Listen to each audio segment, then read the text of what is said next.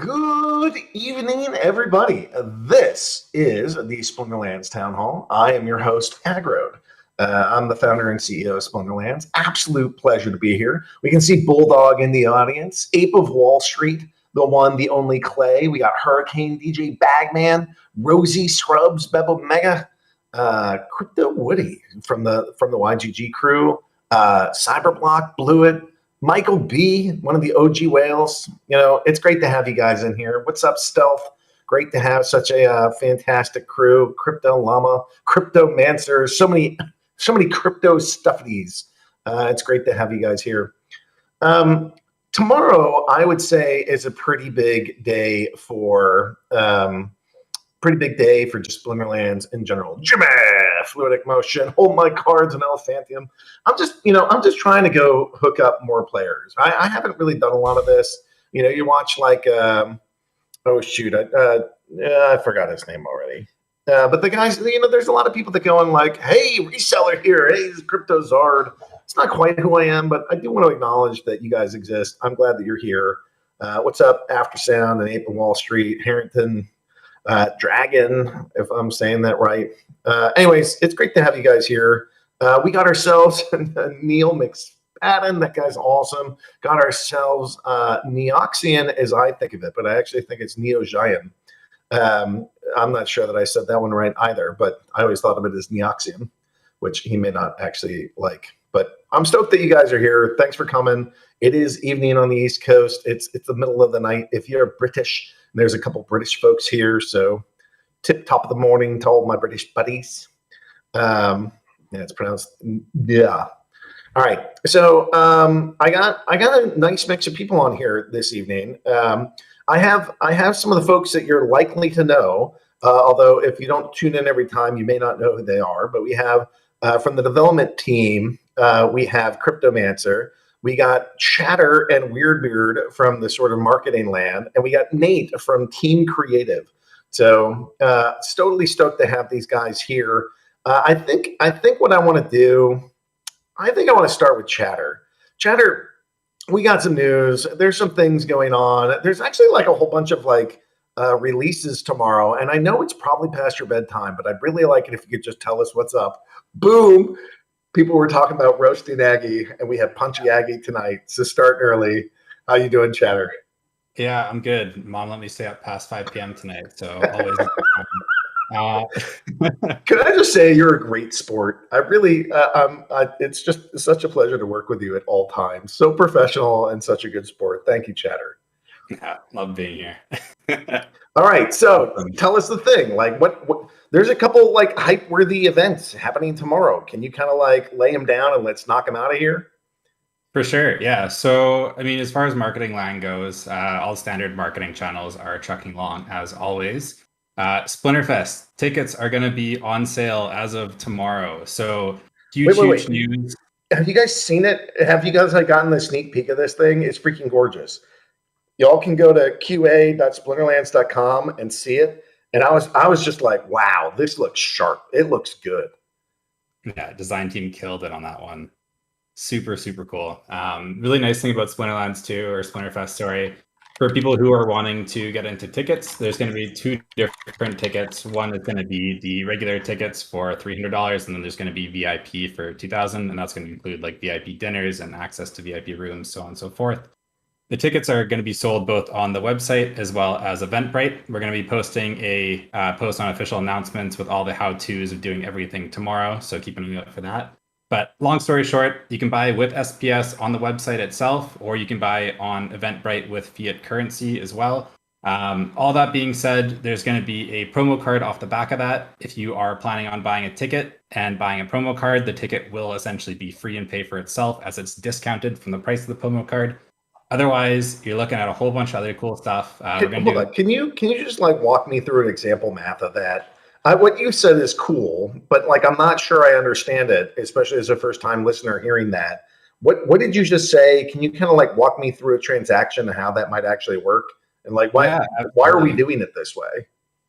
Yeah, so I mean, really this event, it's all for the community. Like we have had 1,000,001 vendors asking to get in. We kind of said, no, you guys, like, this isn't the time to have a whole conference kind of setting. This is really our version of Comic-Con. We want it to be community member focused. We want it to be everything Splinterlands. And then as far as like tickets and everything go, when you're buying it, the regular price ticket is going to be $300. And then there's going to be a promo code that's offered off the back of it, which we haven't announced yet, and we'll be announcing at Splinterfest for people who are attending. Ticket itself is going to be $1,000 for the regular foil, and then $5,000 for a guaranteed gold foil, only available if you buy a VIP ticket. But how it'll work is if we're going to do the regular sale, I'm going to spend $300 in fiat or SPS for my Splinterfest ticket. When I then go to buy the card afterwards, because I attended the event, that $300 for my ticket is getting deducted from the price of the ticket itself. So instead of paying $1,000 for the ticket, I'm only paying $700 now because I already paid $300 for the Splinterfest event itself. So, but for the ticket, it's not $700. It's not $1,000 to go to Splinterfest, right? It's $300, right? It's $300 to go to Splinterfest. Okay, correct. but to get the promo code, it's $1,000, or to get the promo card, it's $1,000. But I can get $300 off if I can show that I went to Splinterfest. Exactly. Okay, so what we're trying to do, if I get all of this, we're trying to make this event free for the folks that come. It's like, you got to spend some money, but you're going to get, goods and services like in excess of what you spent to be there. Is that fair? Yep, that's fair. And then what happens too is by attending, Ron said in the chat as well, but you actually get a card reserved for you too. So what happens is the cards will be going on sale for everyone to purchase at the end of the day here once Splinterfest is over. That being said, anyone who attends essentially gets first grabs their guaranteed card. If they buy one, they can buy it at their own leisure at any point afterwards. All right. Anything you want to add about the site or just the process, or have we had people try this? Has it worked successfully? Yeah, so we've been trying on QA, and so far everything's been going super well. How it's going to work is if you buy SPS, you're still going to have to claim it on Eventbrite. So what's going to happen is you'll buy SPS, you're going to receive an email saying thank you for purchasing. It'll give you a code and the link to Eventbrite, as well as like a little how-to guide. It literally takes 30 seconds to do. But with that, it'll just ask for like your in-game name, a shirt size, and everything. So we're going to be giving out some free merch and everything with the tickets. Also going to get a whole bunch of miniatures, which Hurricane has been working on. I'll toss another one in the chat. We actually just got for Braun done as well. Dude, that looks sick. Yeah, it's been super cool. So we have Dr. Blight, I think we have Llama, we have Kron, a whole bunch of other ones too. I think there's 6 or 7 that have already been configured now, and so we're actually in the process of casting them. I want a skin that's like super fat Kron. He looks ripped in that, right? I want like obese Kron. I want like Santa Kron. Yeah, Hurricane, if you're listening, let's make it happen.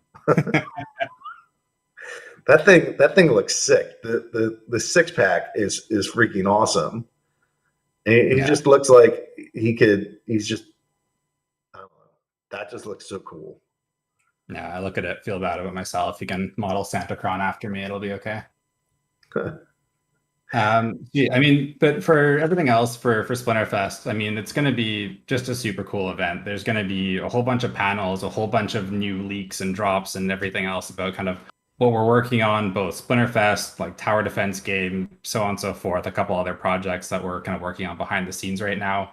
And then there's also going to be a super cool tournament series that WeirdBeard, who is on the call right now, is organizing, and we'll talk to in a second. But there's going to be up to about $10,000 to $15,000 worth of prizing for those tournaments in NFTs as well. Not sure if I'm allowed to leak it, but I'm going to do it anyways. But there's going to be some land up for grabs as well. Wait! I'm kidding. Go for it. Do the thing. Yeah, so there's going to be some plots of land up for grabs for the winners of the tournaments, as well as kind of people who are finishing like the top 16 and everything there. A lot of things up for grab. It's going to be an all-around just kick-ass thing to be at. So make sure you're there. I'm going to pass it off to WeirdBeard. He can talk more about the tournament stuff. Yeah. So I mean, hey, what's up? Can you tell us who you are real quick, WeirdBeard, just in case there's like the 3 people in the audience who don't know?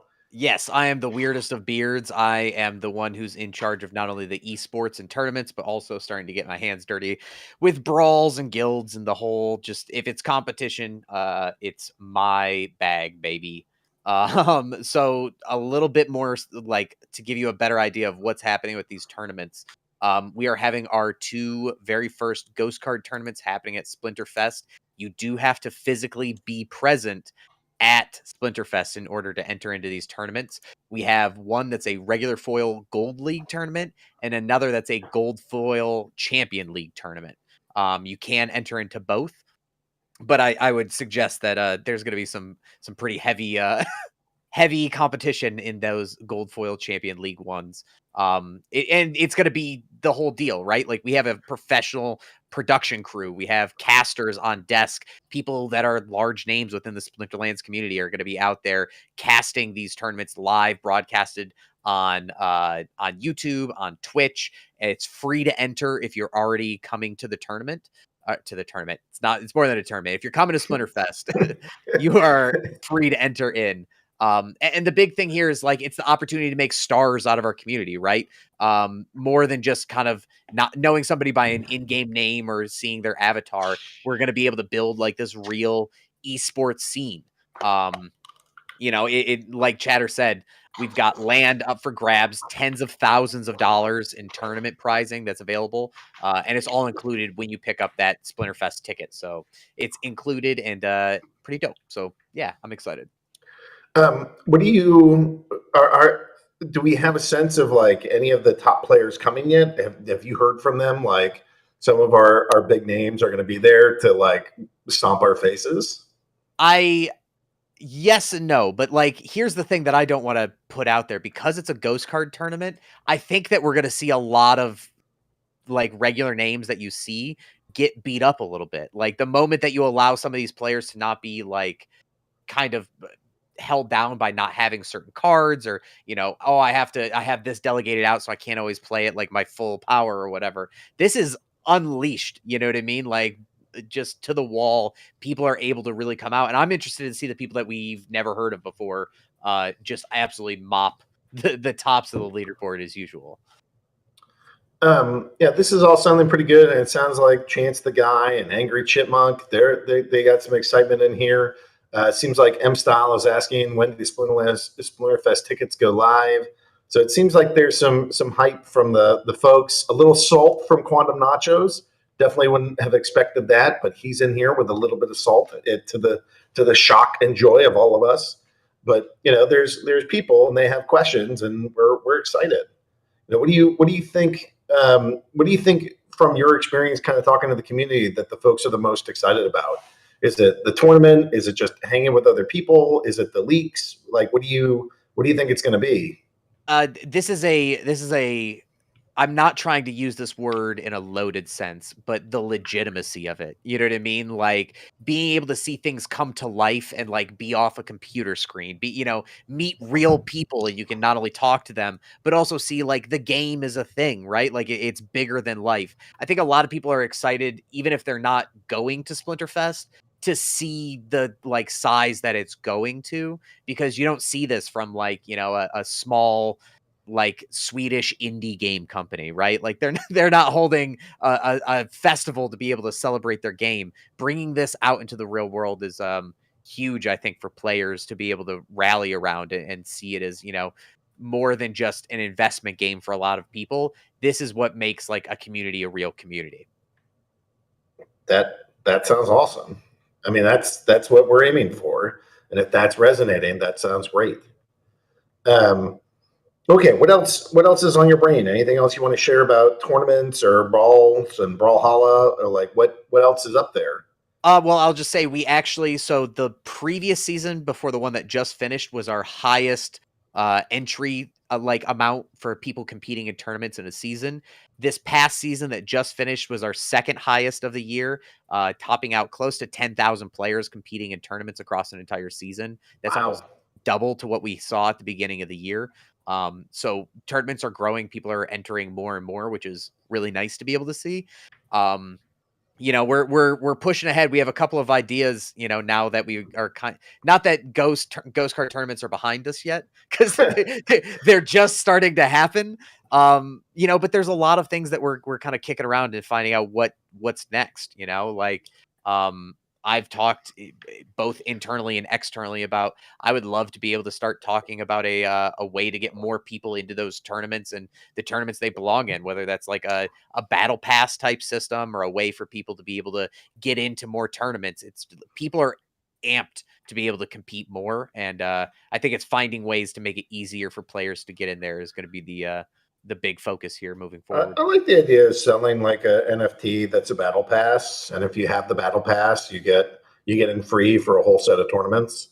Yeah, and maybe we could even use some of the revenue from the battle pass to just fuel more tournaments. Yes. Exactly. And you can do it to where like, hey, you want to compete in gold foil? Cool. It's here's the extra one to do the gold foil. And then you lock people into leagues. You go, oh, you can compete in any league you want, but you want to be able to go to the league that you choose. So if I want to go compete in Diamond, I don't necessarily need to have a whole bunch of SPS staked or maybe even, like CP to be able to get in.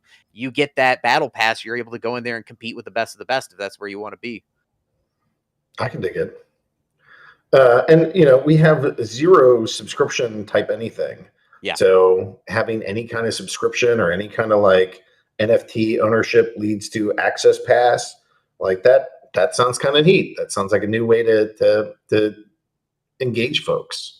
Yeah, and it's like, listen, if you only want to compete in 2 tournaments a season, that's fine. You can still enter them, you know what I mean, the way that we have them. But you talk about a battle pass system to be able to make it so that people are competing with who they think they want to be competing with, and that's not the only way to do it. There's all kinds of other like little quality of life and tweaks that we want to be able to go through and do for the tournaments and brawls as well. And I think it's just I talked about this in the Discord, I think earlier today, where a lot of what we're doing right now on the tournament side is building our case, right? Like we have so many people that are now amped to be able to buy cards and compete in these tournaments and not just stick to ranked play, that it's really starting to gain momentum about like, okay, what else is out there? We still have draft mode tournaments on the board. I'd love to be able to, you know what I mean? Like, I want to crank those out. I want to be able to crank out like cool, unique gladiator card tournaments. I want it, like, there's so many things, but it's just, how do you eat an elephant? One bite at a time. So I just noticed Yodin Zaku is hanging up on the on your shelf over there. Do you feel like he fits in naturally with the rest of the collection? Is this like, I'll tell you, I also had Biz Kitty behind me as well until my daughter stole the cat, and I'm never going to get back. Like I've resigned myself to that at this point, but I think that he doesn't fit. And here's why, because he needs friends. So we need to do more plushies so that I can have lots of plushies behind me. And then I'm good. I don't know. You probably can't see it in mine, but above the fireplace mantle is a little bit of a Yodin Zaku for myself. Yeah, I did not actually buy the Byzantine kitty. I can bring myself to have something that cute and adorable in my house. But that's what I did. I got Yodin. Well, next time I'm waiting for the Lord of Darkness. Yes. Yeah, I would totally get the Lord of Darkness. That's what we need. Yeah, the Administrator of Darkness. Like you came in late to work again, Animated Corpse. We have times. There's a clock. I don't know how many times I have to tell you this. I want a plushie that my kids are scared of. Yes. Yeah, like a Demigorgon kind of thing hanging out. Just give me more. I just want more of those. We can even do perler beads. I have perler characters back here. Make Splinterlands perler characters. I'm all for literally anything and everything that I can buy. Sweet. Okay, well, talking a little bit about guilds and stuff like that, I think is actually pretty handy. I'd like to go pass it over to Mancer. And Mancer, maybe you could go give us a quick 2-second who are you, and then kind of dive into what you've been working on, because it feeds in a little bit to all this discussion about Brawls. Hello, everyone. I'm Cryptomancer. I'm one of the core feature developers for Splinterlands. And I'm actually traveling right now. I've been in Malaysia for the last month or so, moving around from place to place. I'm coming to you today from my hotel in beautiful Kota Kinabalu by the South China Sea. It's a nice place to hang out. I've been working on Brawls while I've been over here in Malaysia, specifically working on SPS rewards for Brawls, and that is coming along nicely. A lot of the backside coding to actually calculate and distribute the rewards is complete, and a lot of the remaining focus now is going to be on some of the UI elements. And it's a bit too early to kind of give a breakdown of the exact numbers that are going to be involved. We typically don't release numbers until very close to the release time, but I can fill in kind of some of the broad strokes. So, is it still your intention to give 100% of the rewards to people that are in Immortal Gods, or are there actually going to be other people receiving them? I'm sure they're going to receive quite a bit, but hopefully everybody will be able to get a slice of the pie. Okay, fascinating. So, it's going to work kind of similarly to the ranked SPS rewards, in that rewards will be given out as staked, not liquid SPS. And instead of automatically appearing in your account, you will have to go and claim them.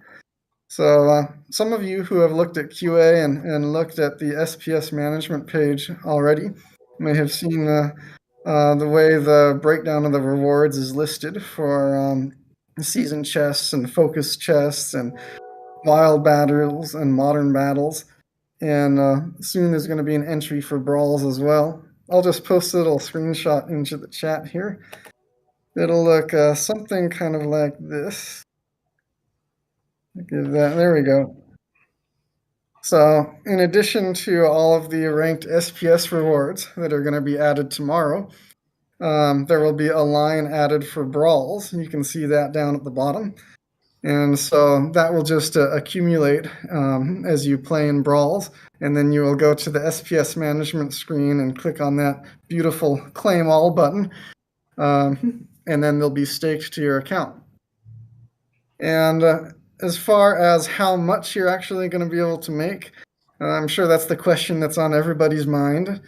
And like I said, we can't give out exact numbers yet, but there will be a fixed amount of SPS available for each Brawl tier.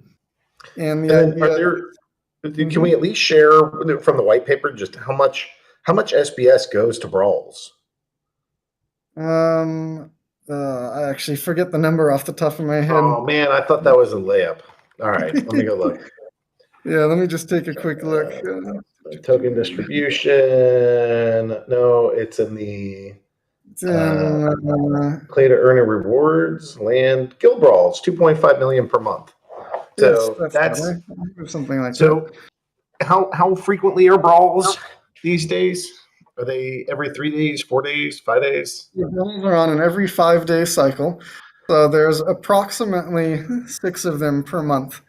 So that 2.5 million SPS, that'll be divided amongst the different Brawl tiers and divided in 6. So it'll be shared out about equally for each of the Brawls that are in a month. Yeah, so when you guys all get to max level, it'll be something like 400,000 SPS awarded like for each Brawl cycle. That's pretty good.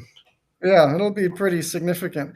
And the lower tiers will be making much less than the higher tiers. So the higher tiers will get the majority of the rewards. So I expect we're going to see kind of a race as the guilds try to level up their arenas and get into the higher tiers. Are we going to see anything like staking requirements for that? I mean, maybe that's not in the V1 of this, but are we envisioning like, okay, you earned this much, but you could have earned X if you had been staking the proper amount of SPS as part of the guild? Do we see anything like that on the horizon? There's currently no plans to have any staking requirements, but I would not be against adding something like that in the future. So that's certainly something we can consider. Well, that gets me. Is there anybody here tonight that wants to be talking about governance proposals? Was that on any of y'all's plan? Hearing none, I guess I will talk about them. And this is the exact kind of thing that we think would be like great for governance proposals. There have been some concerns around like, hey, we don't really like the way that SPS is being awarded in the ranked in wild ranked battle rewards. So we're seeing that as maybe like a first governance proposal that players could vote on. we're seeing something like this, where it's like, we want to introduce staking requirements into the guild brawls, so that if you want to maximize how much you can get, you have to actually stake, and leave that kind of decision up to stakeholders. Let's go put it to a vote and see what we get out of this. So those are the kinds of things that, the governance proposal system, the first version of it is going live tomorrow. And, some of these decisions that, we want to put out like initial things, in some ways, it doesn't really matter what you do for the initial. It really matters what the community wants and what they want it to stay at. So, what I'd love to have is like, here's the governance proposal, or here's what we put out. And then after that, have governance votes. If the community feels like we didn't get it completely right, which is fine, because I don't think that we're going to nail it perfectly every single time, but that's the kind of thing I want to see. So, to me, there's some opportunity here, and there's a lot of opportunity here, and it could be something. It could be something like, the town hall. In addition to costing you DEC, now there's like a staked SPS requirement in order to go make that happen. Or it's something optional where it's like, okay, well, if you guys don't, you don't have to stake any SPS, but then you're not eligible for the entire pool. If you want to get the entire pool, you have to stake X. And that sort of, those are things that to me come to mind when I start thinking about this and being like, well, we all want to have more utility for SPS, making every single guild stake some to go get their millions per month. That feels good to me. I don't know what the rest of folks think. Yeah, I think a lot of that sounds good. And SPS governance can tie into Brawls in a lot of other ways as well. So, for example, there's always endless discussion about whether Brawl phrase should be changed. Do we need more gold foil phrase? Do we need less gold foil phrase? Yeah. Et cetera, et cetera. And all that stuff is ripe for SPS governance. So those are the types of things that we would like to hook into the governance system so that changes like that can be made automatically without the Splinterlands team having to go in and do anything. So someone could just raise a governance proposal and say, hey, I want to change the phrase in tier such and such to be this or that. And then if you guys approve it, then bam, they get changed. That is the heart of governance in a nutshell. Yeah. I'm looking for the proposal page, and I don't know where it lives now. On the QA servers. Should be on the SPS management page. There should be a proposals at the top. Yeah, that makes perfect sense. Yeah, proposals all the way over there. That looks great. So, yeah, I just feel like so here's what this thing will look like. Brybro got there before me. So, like, this is a way that it's not the full governance system. It's not like the full validators are voting for X, Y, or Z and implementing it or not. It's sort of like, the stage one voting of, we can go put out questions to the community of, is this what you want? So like, it's not the point where we could be like, okay, here's all the variables that we're changing and asking the witnesses to adopt. But, it's the kind of thing of like, do you think gold foil tournaments should be rewarded more or less? Or, there's things that we can do there. But yeah, this is starting to come together, and you can start seeing like, hey, my vote counts, and I'm changing things. And, eventually I think a lot of this stuff will go to proxy votes. You find somebody that you think kind of represents you pretty well, and there's not too many people in the community that like end up paying super close attention, and we can just kind of like punt votes to a handful of people that can represent, what are the folks wanting. I'm imagining like a Dave McCoy gets a crap ton of like proxy votes to him, where he's interacting with everybody, collecting feedback and voting on the things that they're hoping for. So I just see that I think you're right that the proposal page and the guilds and the tournaments and the features that we're implementing and I think a lot of it's around the rewards. How do we want these rewards to go out? I feel like there's a lot of opportunities here to get some proposals out and tweak rewards and see, we've heard some stuff from Mavs, or we've heard some stuff from general chat, or we've heard some stuff from, really vocal players. Is this actually representative of the stake weighted community? And then we can see what they think or what they want.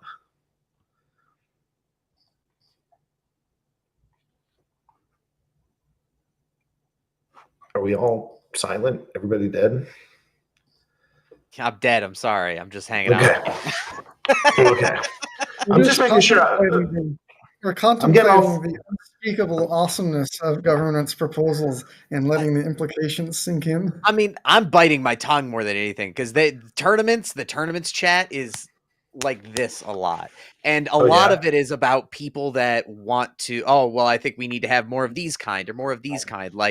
And it feels weird for me to be like the arbiter of being like, no, we will have exactly this amount of silver modern tournaments. Yes. So to be able to put it to like having the players choose takes a weight off my shoulders. So it's not just me being an idiot thinking that I know the numbers. Like I want it. I want this tomorrow. You know what I mean? Like to be able to have if it's players taking control and owning a game the way that they want to play it.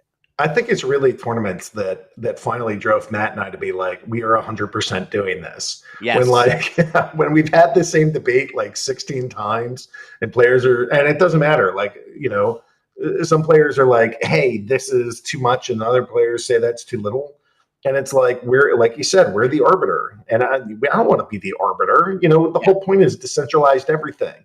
You guys don't want, King Aggie making decisions on behalf of, voiceless plebs. That's stupid. That's terrible. So let's go put as much power and control into the hands of players. And then, we'll still code stuff. It's not like Splinterland stops, having a purpose. It's just, we want to be doing what the stakeholders think is best. Matt and I are stakeholders. I want, I get my voice heard as being part of this company, but, I also plan on voting. I'm planning on helping to make decisions and see, sometimes I argue with Matt and I'll argue with other people here. And, sometimes you just got to let stake speak for itself and see where we land. It's a lot of it is like, it's the things that are going to be tougher for like governance are like game wide ideas. You know what I mean? Like these overarching, like the way that people want to present the game and whatnot. Tournaments and brawls and stuff like that, the people that interact and play them and do it the most have a whole understanding that I think nobody else except for people that play as much as they do understands. So like I think that my opinion's kind of dumb at the end of the day. Like, you know what I mean? Like those who can't teach become gym teachers. And I feel like a gym teacher for tournaments most of the time. And so, like I'd rather have the people playing in those tournaments be like, hey man, we have, the biggest, most, the tournaments that fill up the most are Gold League tournaments. We should maybe do some more of those and fewer novice ones. Okay. If everybody wants to do that, then that's how it should be done, Yeah, I mean, in some ways, I think it's going to force, if you have a strong opinion, you might want to go collect some SPS to go have a weighted opinion that's bigger.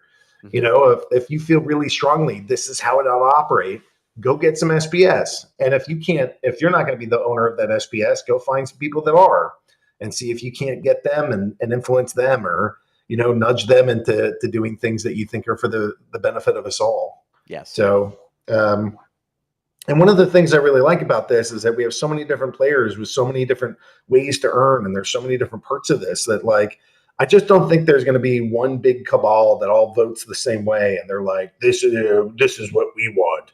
I just don't maybe it'll feel like that at times, but there's just way too much crap in this game and way too many ways to earn and way too many different assets.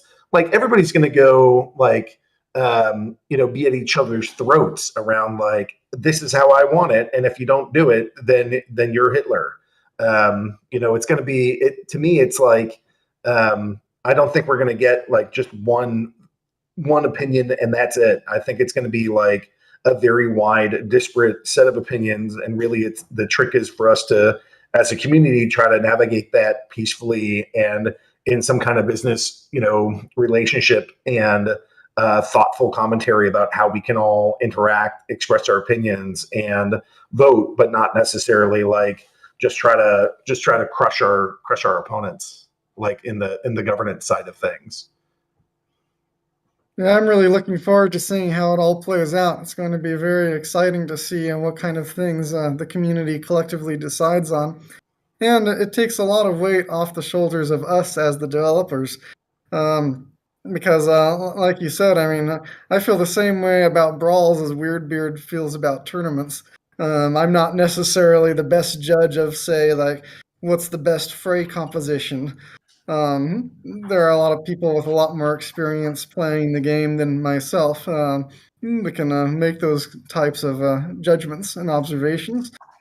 So, And I just want to say, I don't think that there is a perfect composition, right? It's just like a bunch of people with their opinions of what they think it ought to be. And now, rather than just having an opinion and, fighting me or fighting WeirdBeard or fighting Mancer to like get your opinion put in, now it's like, well, don't fight us, just go and aggregate some votes, and if you have votes to like push a proposal, we'll just do that. If you can get the community behind it, then we'll build what the community wants. Yep, exactly. It's a very subjective thing depending on your perspective and the way you're looking at it. And those sorts of subjective things are perfect for democratic decision making. Yeah.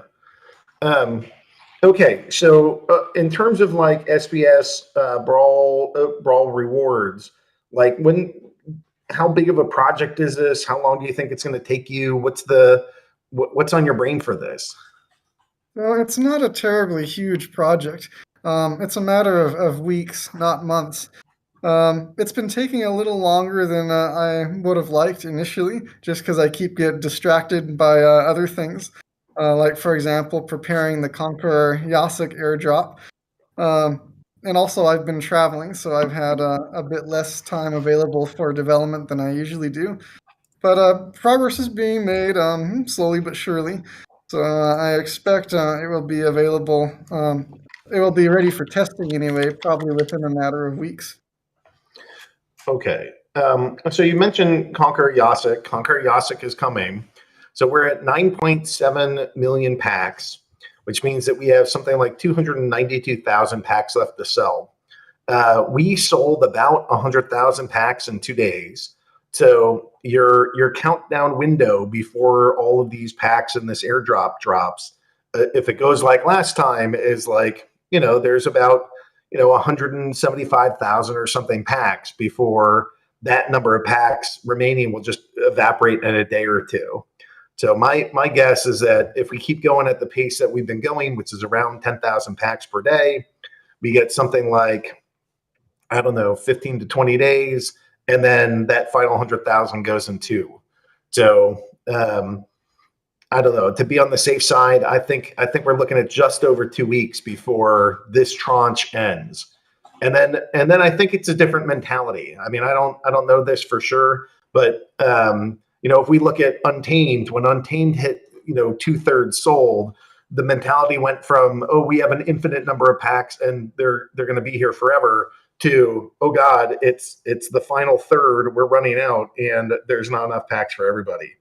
So this coming airdrop is the one that I'm like personally most looking forward to, because I think it takes us out of the middle and the beginning, and we're finally in that last stage. We are in the final countdown stages for Chaos Legion. So that's all coming up. I think you guys have somewhere around 2 weeks left if you want these packs, but it could actually, the Fire Summoner is pretty popular, so it could actually be shorter than that. So the other thing is that the DEC price has been rising, which means that your discount has been falling.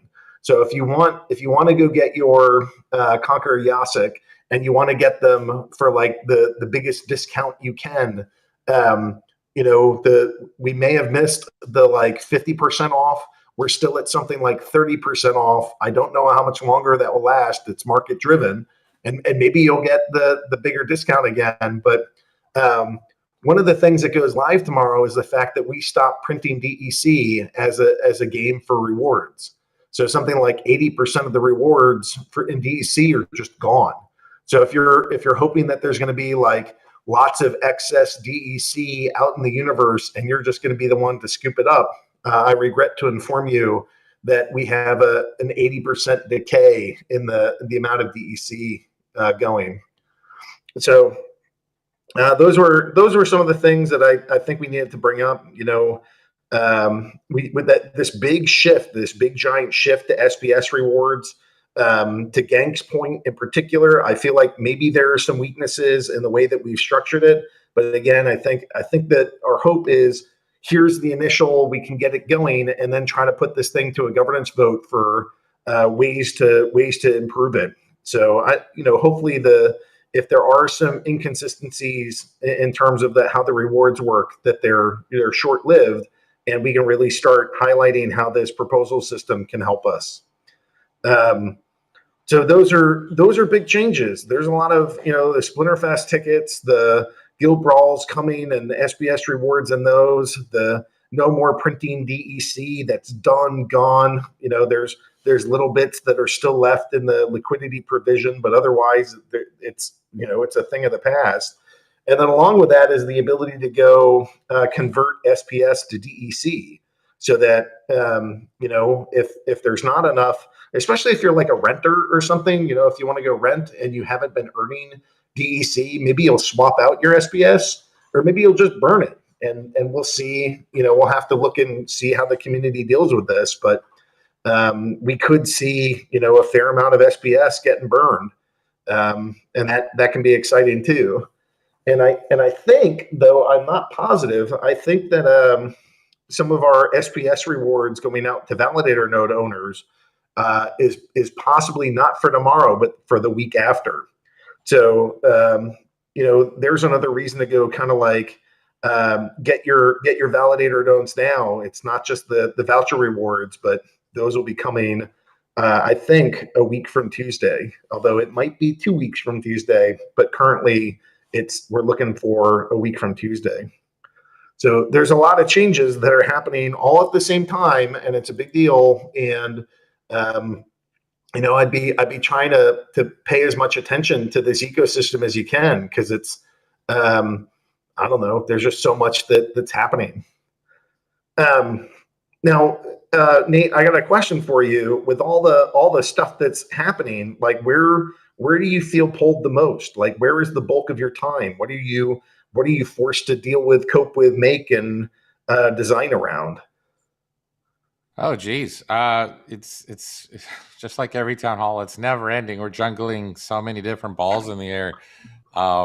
But even the stuff that's not like super creative focused, like what we were just talking about, the proposal system.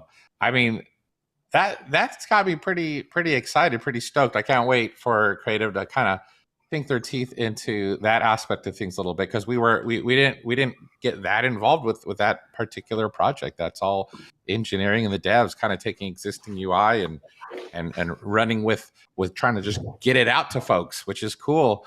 And even though it's pretty limited to begin with, the proposal system, and everyone's thinking about like, yeah, what kind of tournaments, or hey, the economy and the tokenomics, and we got to figure out the reward shares and all that stuff. All I can think about, like being a creative, all I can think about is like I'm showing my age here, but I grew up in like the 80s, and part of the 80s was the Batman comic.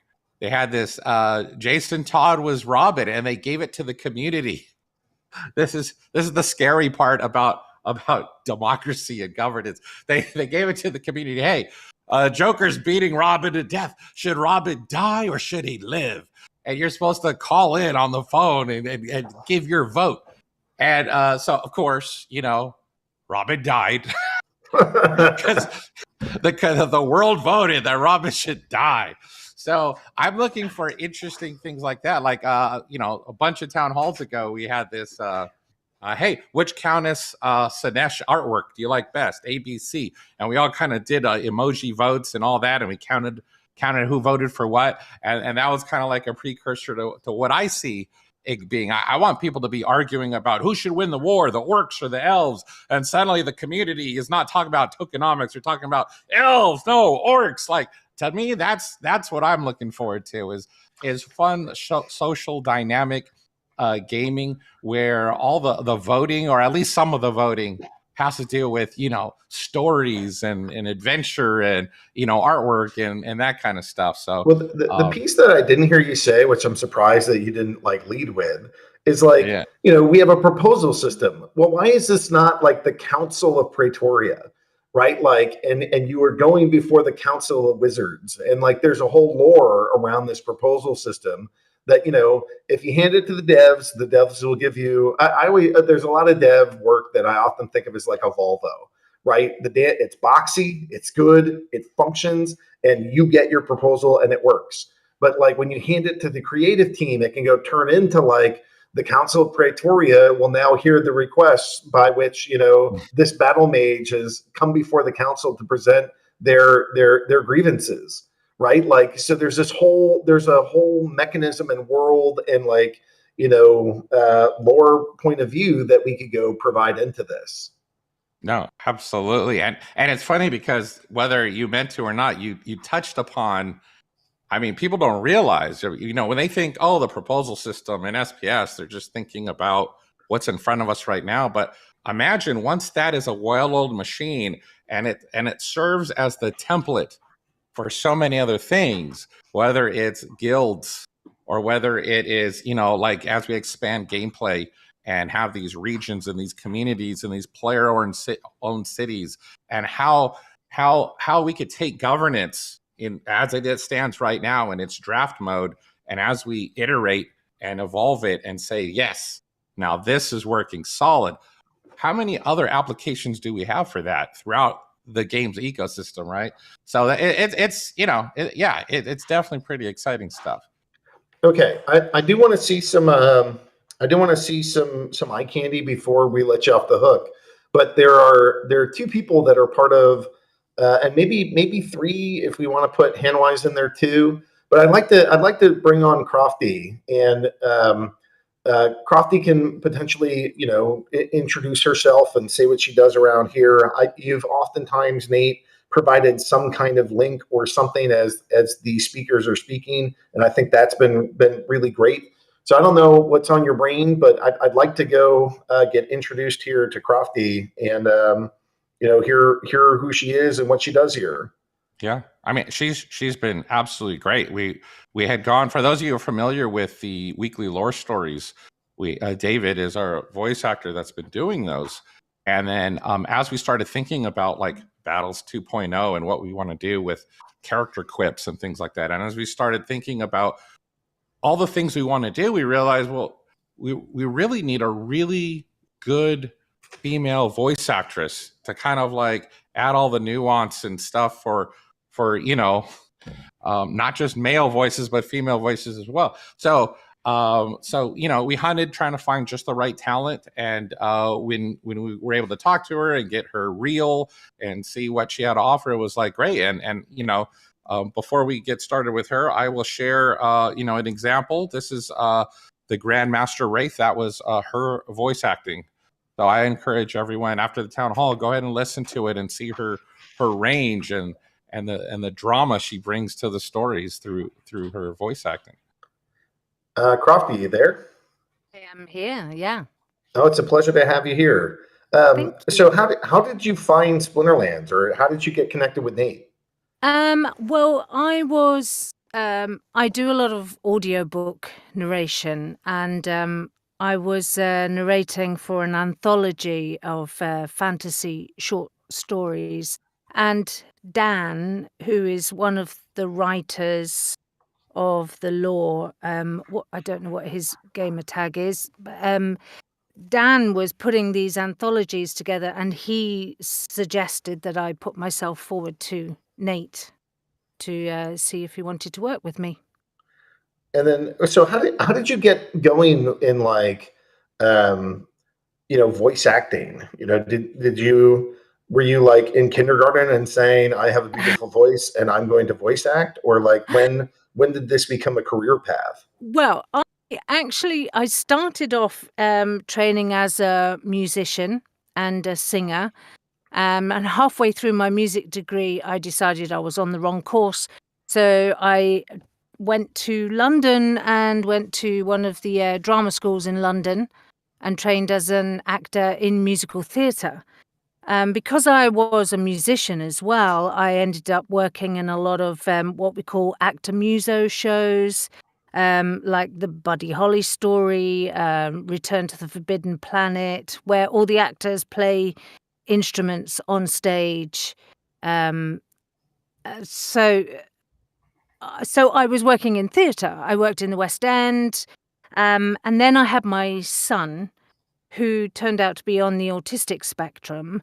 So I had to pull back from doing theatre work, and I discovered audiobook narration, which was a way for me to work from home and still be around for my son, who is now 18 and going to university and studying computing for games. So I'm hoping he'll give me some jobs one day. You never know. So yes, and that's how I got into doing voice work. Yeah, I mean, you spoiled it with mentioning the London thing, but it is my favorite question to ask. Y'all sound funny. Are you from Oklahoma? But it's already exposed. With the original story for that, I was literally in Texas, and there was a person at a gas station that had an accent like yours, and the gas station attendee in a very thick Texan accent said, "You sound funny. Are you from Oklahoma?" And that has been my favorite question of people with accents. So please forgive me. So, so when you're doing all this, like what are you trying to channel in like the stories, or how do you like? Is there a way that you think about approaching this, and like how do you see voice acting even fitting in the Splinterlands? It's like this trading card game. Well, see, I haven't played the game a huge amount. I'm not a massive gamer, but I'm. What I do is, if I'm assigned a voice, I will look at the images of them and look back at if there's any lore that David's done, and try and just channel the character from looking at them. And just figuring out how would they sound, what's going on in their head, and try and create them from that. I'm filled with the urge to troll you and do things like put the vigilator in and be like, "Can you give this a voice?" It's like a nonsensical monster. But maybe we don't do that. But like, what are you looking for when you do that? Are you like just pulling out features of a character? Are you like inventing the story behind the scenes that you want to go with? Are you learning about the character first and then trying to channel that, or how would you do this? I mean, if there's a lore already created, then I will try and listen to the whole thing, or read it. But when I look at the character, it's like if you sit on a bus or a tube or what you call the subway, and you're looking at people. I love people watching, and you try and figure out what might they sound like if they were to speak to me. You try and figure out what do they sound like, what sort of job do they have an accent, just try and figure out their backstory and create them from there. Does that make sense? This is so Rondon just referenced Lux Vega. So are you're in front of a computer? Can you pull up qa.splinterlands.com? Here, and I'm gonna put this image in. So let's go do like a live little experiment here, a little improv, because I'm dying to see what your thought is on this. Go on. So qa.splinterlands.com, and if you click on shop, there's an event, and it's got this kind of cyberpunky lady. And All right, so I can see what you've put on the chat. Yeah. yeah, she's a bit of like a traveling, not circus. That's probably not the right thing, but like you I might can. see her as like her traveling wagon, and in that Yeah. wagon is like the hall of many things. Where she's, I can almost see her as sort of like the ringmaster of a circus, but it's not a Yeah. circus. It's like this once of a lifetime experience that you can only get by entering her wagon.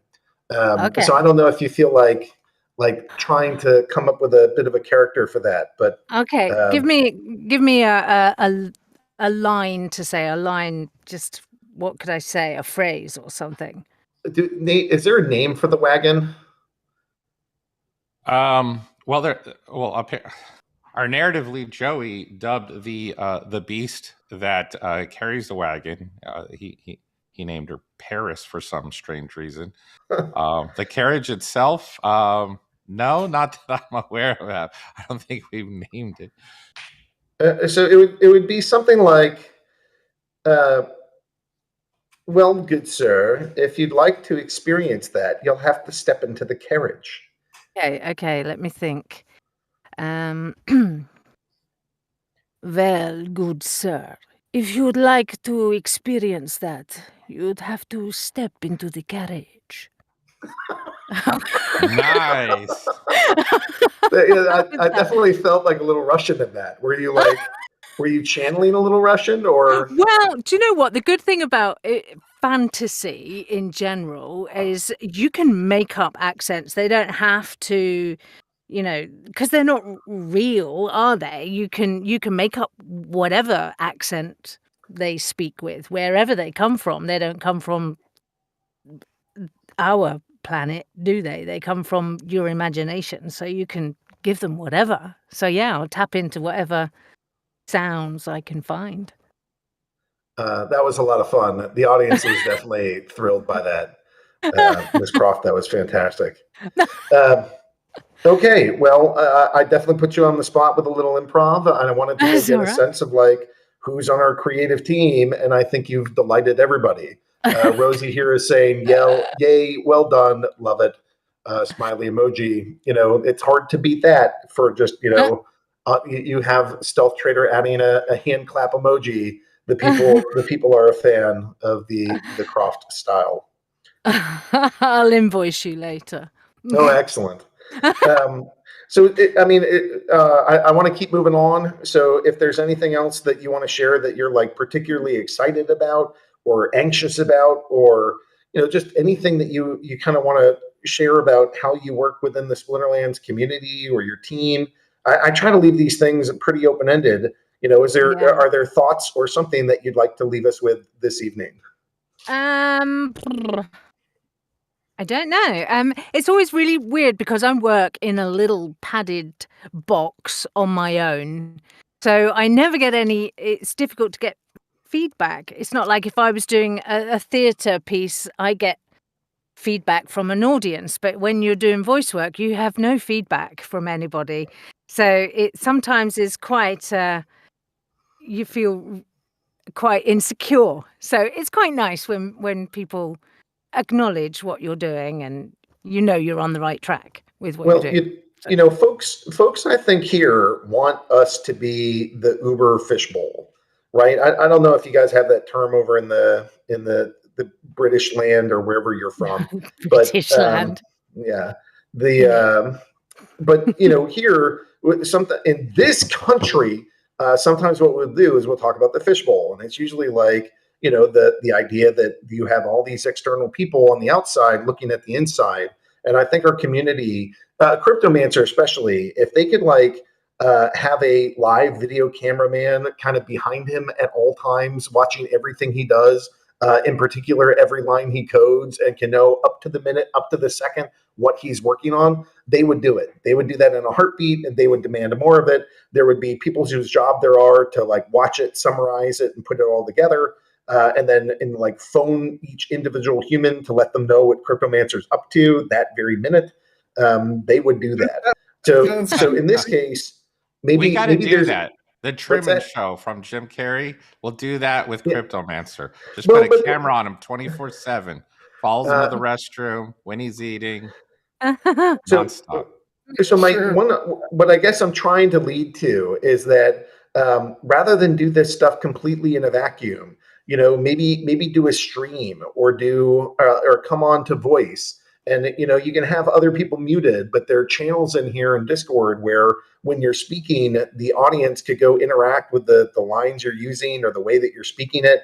And you could get that kind of like, if you watch like a presidential debate, they'll go get like a marketing audience. They'll have them stand there and they'll have like a little device in their hand that they can spin left or spin right. And if they don't like it, they'll spin it left and it'll go down. And if they like it, it'll go up. And like you could get that real time, except that it'll be all emojis and all GIFs in terms of like what you're saying or reading.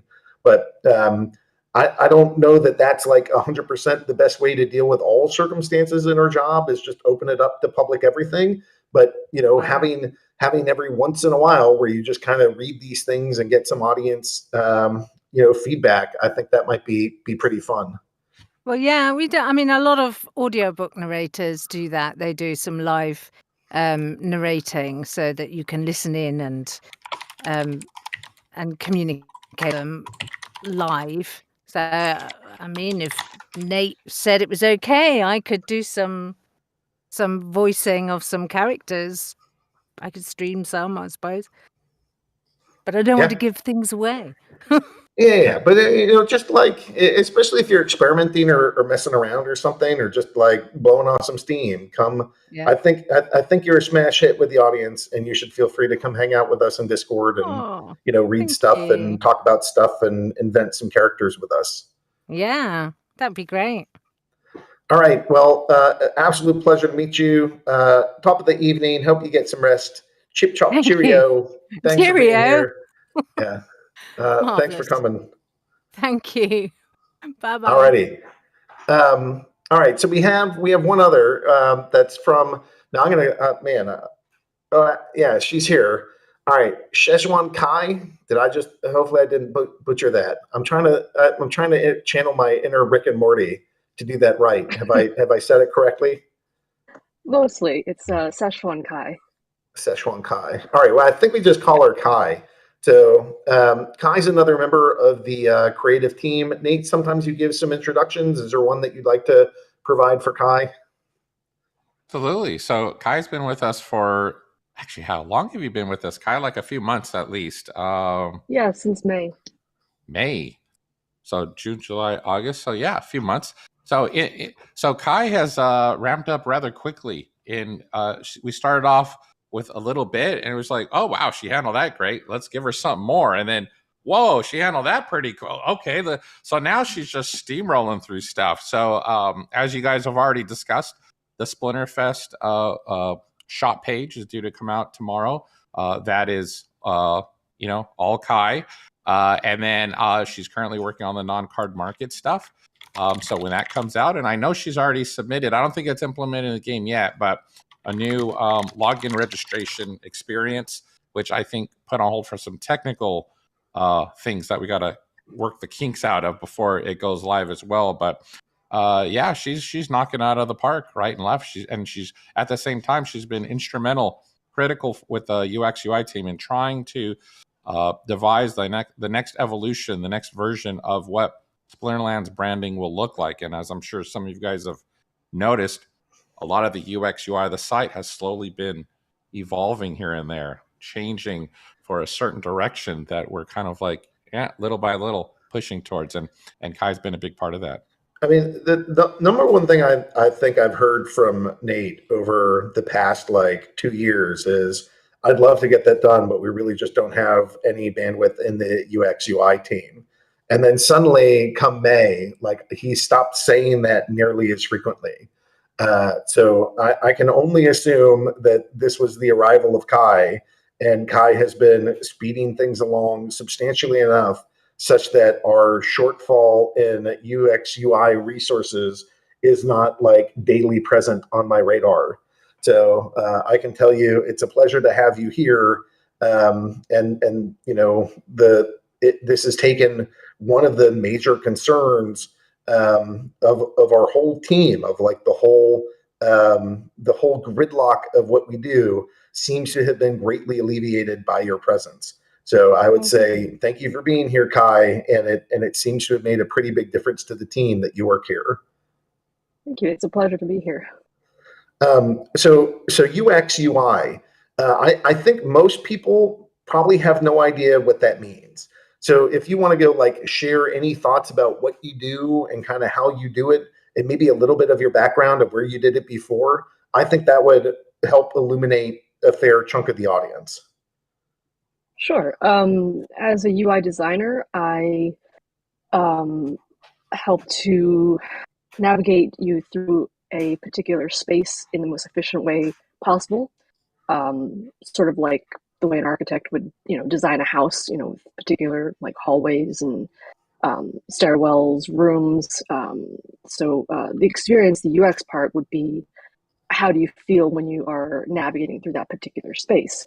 It doesn't make you happy, it doesn't make you frustrated, are things easy to find? So I got started with this. I was actually a graphic designer before this. And then before that, I had a degree in advertising. So I've quite a range of things. But yeah, I mean, I just started working here recently, and it's been an amazing experience working here, really. Well, this feels a lot more technical than some of the other things that you just shared. Like how has that transition been from graphic artist, where it's, to me, kind of like, more of like an artistry and a like really focused just on the image. I don't know how many people I helped created an art sales page called NFT Showroom, and I don't claim to be an expert, but I've listened to a lot of people talk about art, and they don't often talk about the user experience. That tends to be something that's separate from just, I want to elicit this feeling or this emotion, but you don't really think about how somebody like necessarily wanders through your art or clicks through your art. That feels pretty different. Like how is that experience? Do they relate? Was it an easy transition? Does this feel more technical to you, or like, how does graphic design to UX UI design? What's that transition like? With the graphic design, it was more about making things look nice. And you weren't really concerned as much about how somebody would move through the space. I mean, it definitely, there was concern with making people feel a certain way to, when they're looking at your piece. It's more like an art piece than it is like navigating through a house, for example. I find that with graphic design, it was sometimes too buried in the minutia of like small details and stuff. For for example, comparing that to advertising was the complete opposite, looking at the big picture and trying to elicit emotions out of people, and getting them to do a specific thing or buy a specific thing. So it's been a good, I guess I get to see three different perspectives, from the micro to the macro, in terms of between advertising, graphic design, and UI design. Does this feel like a bit of a Goldilocks for you, where it's like, well, I like this about advertising, but it was too general. I like that about graphic design, but it's too minutia. Is this kind of like that sweet spot in the middle for you? Yes, absolutely. Because with the graphic design, I was like, I would hyper focus on things, and with the advertising, it allowed me to see the bigger picture of like involve the things like demographics and who's actually looking at your stuff. And so with the UI UX, I get to combine a little bit of both of those, because we have we do use information from who's our community, who's playing the game, what age group are they. There's definitely a lot of that, and then they're also like tailoring this particular experience to not only this, say 18 to 25, but also figure out how we can expand beyond that particular age group, and or maybe like men, women, different types of scenarios. So when you're designing, like, what are you hoping that someone will experience? Like, what do you think makes for like the overall the best design or the best like user experience? What are you prioritizing? I prioritize uh, visual hierarchy. Are the things that are the most important on the page. The things that you see first, are the things easy to find. I don't want to prioritize less important information and send you off in the wrong direction, which would end up possibly frustrating the person who's trying to navigate your website, for example, or they want to buy a ticket. My priority is to make things easily readable, easily findable, easily navigable, and make get to where you want to go as smooth as possible, and so that you'll come back to the website on multiple occasions. How do you measure success? Is it that like repeat customer, or like are you just going for no complaints? Because if people don't like something, they'll flame you all day, and if they're generally happy with it, it's quiet. What is your what result, or like how do we even measure success for a role like design on a web page? It actually does come down to analytics. So I guess marketing would have most of those numbers in terms of like click-through rates and sign-ups. Do people cancel their subscriptions? Do they how many players do we have? How many players do we have join? How many players do we have leave? Sort of like that. Okay. All right. So is there a part of this that you're like, when you were doing this stuff before, was any of it like fantasy themed anything? Like, is the genre new? Are you like a sci-fi or a fantasy fan? Do you mean previous jobs? Previous jobs, or just like in life in general? Are you hanging out in game or like was gaming part of your history? Oh yeah, I mean, I've been working in video game industry for quite some time. I previously worked at Bandai Namco for about almost 4 years as a UI UX designer, and then a defunct, I guess now defunct, Tryon Worlds before that. So I've always loved video games. I've been pretty big into it. More recently, anime. So I'm discovering new things too. Any particular animes that are high on the list? Definitely started watching Gurren Lagann, which was really, really good. WeirdBeard's stoked. He's dancing in the background. There's Netflix just brought back Bastard, which was like a heavy metal themed show that I enjoyed when I was like 15 or something.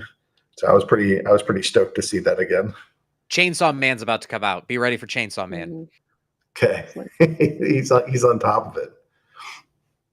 Everybody now the chat's all like, I know everybody's got their favorite and they're all bringing it out. Okay. So let's see. I'm getting to the end of our time. Is there anything that you just kind of like to share with the community in terms of like, how you want them to interact with you, or if you hope that they never interact with you, or like any messaging that you have, or just any thoughts that you have for why you're excited for the game? Just what do you want to leave us with? Yeah, I mean, if you guys ever have questions about, UI UX, I'd love to, have conversations about it, or anything design related. That's one of my favorite things, is having theoretical design conversations with people. So always looking for good conversation. Sweet. Well, Kai, again, in my brain, you have it always took up shelf space of like, crap, we never have enough UX UI. And then the amount of shelf space that has taken up in my life since you got here is substantially less. I don't know if it's zero, but it's substantially less. So your impact is being felt. The work that you're generating seems to be helping to unclog a lot of like our processes. I'm glad you're here, and thanks for bringing your background, your excitement for games, and your really great presentation to our game. I think it's helping us on a lot of fronts. So thanks for being here. Thank you. I'm very excited to be here, and my team is amazing. So I'm very grateful for that. Cool. Okay, we have one other person to kind of introduce to the team. This is Hanwise, and so this is more of like a support role. So maybe Biz, if he was here, would be the right person.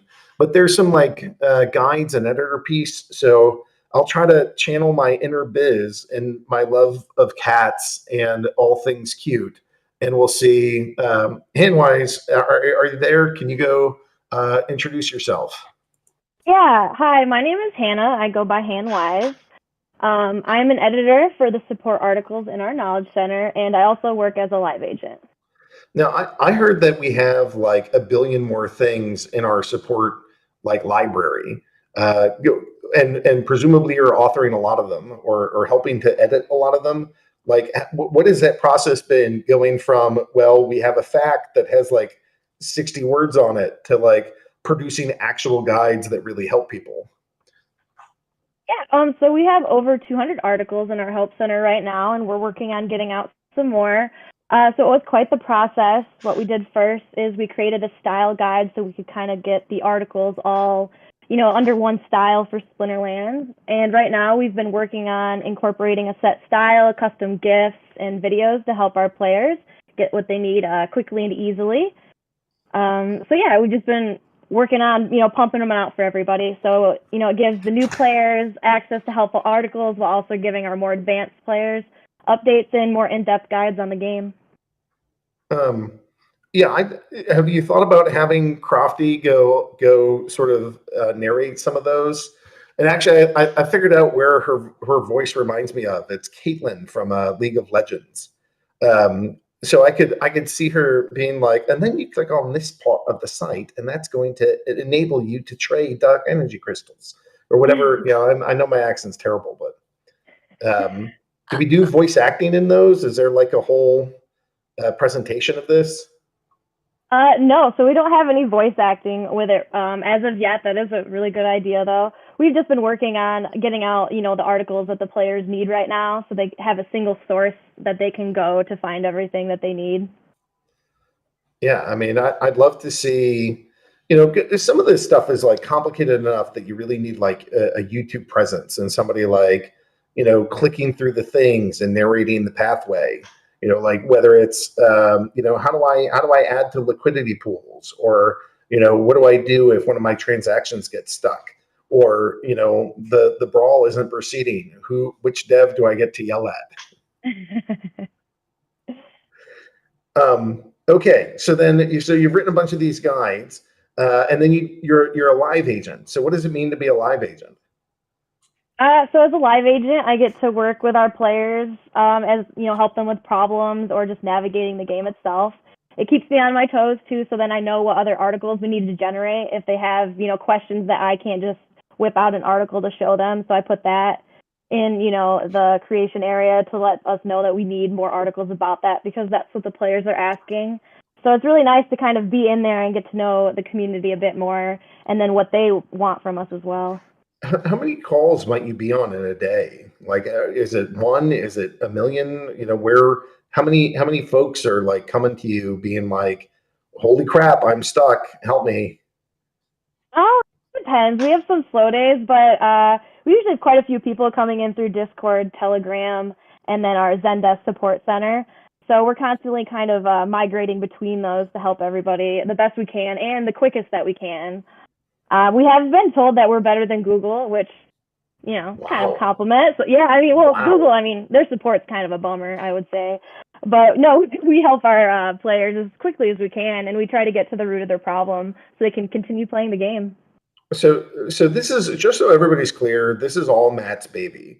My sense of support in the Web3 world is drastically lower than what this company needs and has to offer and is supposed to bring. And it's because of Matt bringing on Byzantinist and helping to go get teams. and team members like Hanwise in here to go help us. That just so everybody knows that there's credit where credit's due. This is not my baby. This is not my expertise, and this is entirely on the other parts of this staff that have helped create an experience like this for our users. Yeah, how has it been working with the other folks? Because I think our support team is probably the most diverse around the world, the multiple language, like everything that is in this company. It's been great. It's been really fun to get to know everybody. Everyone's so passionate about what they do. They're always willing to help and go above and beyond. So it's really a great atmosphere to work in. When I first started, I loved the game Splinterlands itself, but I came from being a content writer and SEO specialist. So everyone really came, to help me and to get me more understanding of the game so I can better help everyone and support. So it's been great talking with everyone. Oh, that's cool. So what's your next priority? Like, what's the next thing that you're going to try to crank out here? So right now we're working on getting higher SEO rankings, so we're easier to find for everybody on search engines. And we're also planning the Knowledge Center for the GLS so that there are articles for our players on day one.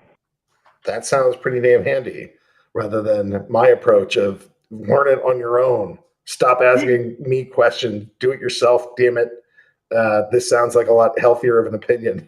But no, we should talk with our community. Okay, well, anything you want to leave us with? Any thoughts about the team, the community, the experience, or whatever's on your mind? What do you want to make sure that we all leave with? I'd like to thank the community for asking the questions and letting us know what articles that we need to help better the game for them. So thank you everyone for just being there. Rock on. Yeah. We wouldn't be able to do this without the hordes of people and all the team members everywhere. And, really it comes down to the players playing this. That's what puts food on the table, and that's what gives our coders room and time to make the next feature. So thanks to that crew, and thanks for your feedback. And Hanwise, thanks for being here. Glad that you made that transition, and thanks for writing all these articles. Hopefully it's providing a better experience to our players. Thank you for having me. Rock on. All right. Well, Nate, I moved away from you momentarily because I knew that it was getting really late for Miss Croft, and I didn't want to inconvenience her that way. But now it's back to you, and I don't want to let you off the hook without getting some sweet eye candy. So are there some things as the candy man? Is there some things that you'd like to share with us? Sure. I know it's getting pretty late. We don't got much time for Q&A, so I'll just real quick. Let's see. Let's start off with how about a character and a wallpaper. So we'll start off with a character. He's a dwarvish time meddler, and there you go. That is one of the Rift Watcher cards. Kind of looks like Aggie a little bit, just a little bit. And then here, let me. His beard's beard's not red enough. If you want to make him a little Aggie substitute, he needs more red in the beard. And he's also got chin hair. What kind of horrible decision was that for an Aggie lookalike? No, that's true. And for those of you who were in the last listen to the last town hall, we had Scott and Ashley, two narrative designers, and they helped conceptualize that character. They did the lore in the background for him. So when it finally comes out and you read the lore, you could be thinking about those guys. And then in terms of let's see, here's a new wallpaper. Last time I shared a wallpaper that was pretty cool. It had like a rift, and there was like a surrounding ruins or something. Out in the desert, it looked like. What came through that rift is we're going to get into that lore-wise, game-wise, in every sense. But this will give you another taste of the Rift Watchers coming into the Splinterlands. That was conceptualized by our art lead, Madi, and polished up by our environment concept artist, Alex. That looks sick. I'm a little awestruck by that. I like this direction. I like the whole steampunk vibe. That feels pretty sweet. No, absolutely. And even though it feels a little steampunkish, sometimes we'll toss the word mage punk around internally of the narrative team. There are some interesting dynamics that are going to take place. I won't get into it now. We don't got much time, but one of these future town halls, we'll dig into the narrative of it all. Okay. Well, I think what I need to do next is a little bit of the Splinterlands TV shout-outs. So I know I've seen Hold My Cards in the audience, but Hold My Cards, thanks for watching the Splinterlands TV. Here's your shout-out. Thanks for being part of our community. We got Crypto Prime 07, and then we also have Olordo. And I kind of, hey, Crofty, are you still here? Crofty? Yes, I am. Yeah. All right. I just put Hold My Cards, Crypto Prime, and Olordo into the shout outs. Can you go give those three names a quick shout out? Shout out to Hold My Cards, Crypto Prime 07, Oh Lord, Oh YT. Hello. Yeah. This is what my life feels like sometimes too. And then maybe do something like it's great to I don't want to do it in an accent because my British accent's so terrible. But it's so great. It's so great to have you be a part of the Splinterlands TV community. It is so great to have you as part of the Splinterlands community? TV community. Telly. On the telly. Yeah, The from the Splinterlands telly. telly community. All right, love. From the telly. It's so great to have you here. Yeah. All right. Thanks, dear. Governor. Thanks for the shout outs. All right, there you go, guys. That's your shout outs. I'd like to apologize to all British people having to listen to this. Not because of her, just because of me, just so that we're all clear. Okay, Ron, anything else you want to add for Splinterlands TV? Absolutely, and I know that people are itching to get to the questions, so I'm going to make it quick. A few things first. I want to go over a couple of stats because those are pretty interesting. One of the things that I noticed this week, I mentioned the other week that we had like 2 million minutes watched so far. Yep. Now that's grown. It's up to 2.4 million. But what was more interesting is if I look at the past 30 days, it's almost half of it. Wow. That feels like it's growing then. It's getting pretty crazy. And guys, it's just getting started. We've got more people. I just did a bunch of interviews this last week. And if you got an interview, you're going to be expecting to get an email probably tomorrow. So yeah, look out for that. But anyway, we're going to be adding a bunch more slots. We're going to be adding a bunch of cool people I got to meet this week. So yeah. Also, we got some stats from the new website, and it appears that we're getting, if Google Analytics is correct, about 30 people per day looking at the Splinterlands.tv website. So that's pretty cool. I wasn't actually expecting that many people so far, and I know that Brave is the official browser of Splinterlands, so that makes tracking things a little bit more difficult, but 30 people we can tell so far a day, which is pretty cool. All right. Well, it seems like a bunch of them are going to, twitch.tv/Splinterlands or Splinterlands TV to go watch. Yeah. Right. Which you can actually watch on the website. We've got that all configured now to be a little bit better for viewing experience over on Splinterlands.tv/watch. It's got the chat and the video there, so you can check it out. Switch over to the schedule page, subscribe to the show you're watching, go back and watch some more, chat with everybody. Yeah. But anyway, now I know everybody here wants to hear the clip of the week. Now this week, yeah, that's what I'm hoping for. This week was particularly hard, and sometimes the weeks, you got a clear winner. Just one of them is really good, but this week we had a bunch of good ones, and I'm not even kidding. Let's see here. Rogue had a poop incident on his stream. Not Real Batch had an epic fatigue match.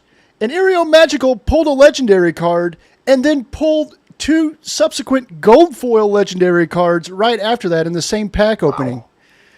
Yeah. These were some really great clips, and I got to say it was really hard. But But the winner of the clip of the week happened to be P Silence and his epic guild pack opening. Let's see it. Are you ready? I'm like shaking a little bit. Come on, Cora! Yes! Yes! Yes! Yes, it's been months! I've been waiting my whole life for this moment! Yes! Oh my god, it's happening! I've been blessed with Cora. I'm actually sweating a little bit. This is amazing! I can't believe it! Cora! Oh dude, I have to see them side by side. I can't believe that just happened. So there you have it. Yes, grabbing a Cora is a it's a pretty momentous occasion, and he took it well. He took it well. So yeah, anyway. I mean that is entirely what Matt and I have been going after for like this entire time. That experience is what we want you guys to have. So that feels perfect to me. Absolutely. So guys, listen, if you guys want to get some giveaways, go put in the clip a video for clip of the week and submit it over there on our Discord, or come check out Salami. I can't pronounce his name. Sorry, I butchered your name, buddy. Or Half Blues stream this week. Check out the schedule, splinterlands.tv/schedule, and go check them out. They'll be giving away some packs this week for their streamer spotlight. I've been trying to hop in. Uncle Aggie is going from show to show, handing out little trinkets to go hand to the viewers. So a lot of people, you can use channel points to go challenge the host. And, some of them have been getting, $5 to $10 cards to help you sort of battle it out. And where that's happened, there's been a handful of people that have been getting some nice cards simply because they're participating and enjoying this. So I plan to keep doing that. There's some giveaway accounts that Splinterlands has. Some of the airdrops that we get, we keep, but not for like our personal benefit. We do it for stuff exactly like this, like the Splinterlands TV stream. So come join us because there's some fat loot that's out there with your name on it. Yeah, what did you end up giving away on Luthien stream? Well, I did. There were different things. I gave away one llama. I've definitely done a whole bunch of. I can't remember whose stream I did what on, but some goblin fireballers, some Lobstradamus. Lobstradamus is my favorite thing to give out because then I could be like, "Did you predict I would give you a Lobstradamus?" And then just that little bit of a, I don't know. Oh, it was a lama. Yeah, sorry. Yeah, lama. If you're Canadian, it's a lama. I'm gonna have to go give Chatter a lama or Chater. Hey Chater, would you like a lama? Okay. My name is Peace. Hey buddy. Hey bud. All right, so I gotta go hop to the town hall question. I've got one more thing that I totally forgot. Jared reminded me. I'm sorry, Jared. I would have forgot. There is one other giveaway that's coming up this week on Splinterlands TV. It's a pretty big one. Druids donated a plot to Bulldog, and he will be giving that away on his stream this Friday. So you guys definitely want to check that out. It will definitely be a show you don't want to miss this Friday on Splinterlands TV, splinterlands.tv/schedule to go see what time Bulldog's show is in your local area. Check it out on Friday. Nice. Okay. So we here's some of the town hall questions. Will leaderboard rewards be in DEC or SPS? SPS. What's the point of auto staking SPS rewards for people that already have skin in the game, except adding an unnecessary barrier? What would be enough staked? How much would I have to stake to skip this step? Hopefully this won't be something that turns potential new players away from getting started. Well, I mean, hopefully it's the same kind of mechanism that you see at Hive, right? We're not trying to like reinvent everything. We're trying to pick and choose the best things. But, ultimately it's better for the entire community that your default action is to take your SPS and stake it rather than, have it unstaked and bring it to the market. So, hopefully that one or two extra steps that's in there is enough to just have a whole bunch of people keep their SPS staked, and that's how we all collectively have nice things. Will the change to flatten out merit rewards in chess eventually be applied to SPS? So, Manser, you were looking at like how we're changing rewards in the guilds for how SPS and merits are going to happen. Is that still a thing? We're distributing more of those to more people. Sorry, could you say that again? Will the change to flatten out merit rewards in chess eventually be applied to SPS? So this is in the guild. We're not just the same guild distribution we've used for merits. We are flattening it, and then after we do that, the SPS is going to have kind of similar reward dynamics. I'm not totally sure on that one. I haven't really been involved much in the economic planning side of things, so that might be better for someone like Pluck to answer. All right, we'll save it for Pluck. Maybe he can answer if he happens to be here. When will staked SPS be needed to earn battle rewards, as mentioned in the white paper? That's higher. It's getting higher and higher on the list. So I saw the product team. We're now like actively engaged in trying to figure out how that will work. So soon, certainly before the end of the year, and hopefully within the next month or two. But that's the kind of thing that I really ought to let a hard point answer or somebody else that's on the product team. So don't hold my timeline to that. That is a guess, but it looks like that's pretty high up there. And I don't know if Homestead's here tonight, but maybe he could answer some things too. All right, so chatter, just make sure your ears are perked up. Will GLS have a 2-token system just like Splinterlands? Yes, we're going to have a governance token, and we'll have a stable coin. And then will all Genesis League games have licensed deals before launching? Or could we see other sports launch even if a contract can't be landed with a major sports league? What's your leading thought there, Chatter? I would think we'd want it to be tied to an actual league. If we only get to crank out one, it would be the one that has a league tied to it. Is that your brain too? Yeah, I definitely agree with that. And the other thing to kind of dictate here is there's the league and then there's the Players Association as well, and so both kind of come with their own merits and also come with their own kind of hurdles to overcome there. So for games like Genesis League Soccer, we initially went through Major League Players Association, so we actually got rights to all the players first, and we'll be branding all the cards against the players, and then kind of MLS and everything is kind of coming secondary. Yeah, I think it's fair to say that it's likely to happen with a landed contract, and we're not just going to spit out random sports. But if nobody wants to work with us, which is absolutely not the case, but if there weren't anybody, then we'd start spitting it out. But I think especially with this project being successful, we're going to have a line around the block where people want to go get these kind of games made. Okay. Rift Watchers. How long will the Rift Watchers pre-sale last? Well, it'll probably be a number of packs rather than a certain amount of time. So, I think the plan is still 3 million packs.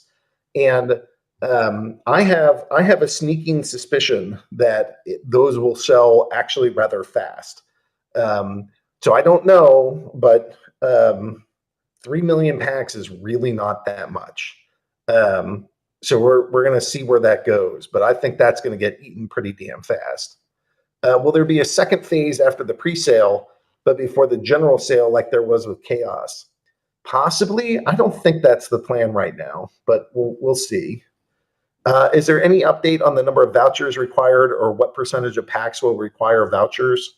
I would bet at least 20% will require vouchers, maybe more. So 20% of 5 million, somebody can do that math. I think it's not 5 million, it's 3 million. So it's like 600,000 packs. So maybe 600,000 vouchers, but we'll see. I think it's 500,000. Did I just do that math wrong? No. Well, no, but just the preliminary UI that got submitted. I know that I know what was on the screen. So. Okay. Well, maybe it's that, but that's, there's a rough estimate for you. But even in the pre-sale, I think we intend for vouchers to have a dual purpose. One is the pre-sale, you need a voucher to just buy the packs, but I think we're also introducing the promo tiers. So if you buy in bulk, you can also use your vouchers to help get bonus packs as well. Yeah, perfect. So I believe TBD. All right. Are there still plans for a tournament for a Splinterfest ticket? That hasn't been announced, and we'll look at, if everything sells out in a day, then no. But maybe if there's like an extra couple tickets that aren't sold out immediately, then yes. So let's see what the community does first. Do you plan on using DEC in the staking pools for land resources? For example, wood DEC or iron DEC liquidity pools on land? Well, I think it's pretty likely Tribal Dex is going to have like 1 million of these things. So what the in-game does, I don't know, but Tribal Dex will likely allow you to move between all of them. And actually, I was looking at it's not Bancor. There's some of these that allow you to trade up to like 8 different things in the pool all at the same time.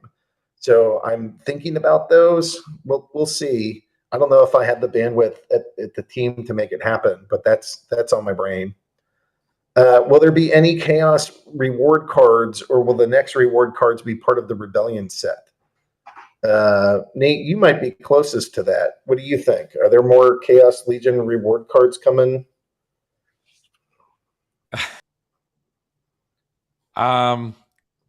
There's a lot going on with that, and we will. I don't think any final decisions have been made on. There's just different directions to go, and I'm not at liberty to say anything right now. Okay, that's fair. Yeah, that one is not like high consensus. That one is more high contention. So I think you answered that correctly. It's on our brains. We're working on it, and we don't know. Okay, so the next piece is let's just go open the floodgates. You guys have 20 minutes to hit us up. So Genk is asking, with approximately 350,000 SPS season rewards through Bronze and Silver League, Focus Season Chest, plus more through ranked battle wins, and with the top 25 bot farms representing 70% of all the Bronze players, blah, blah, blah.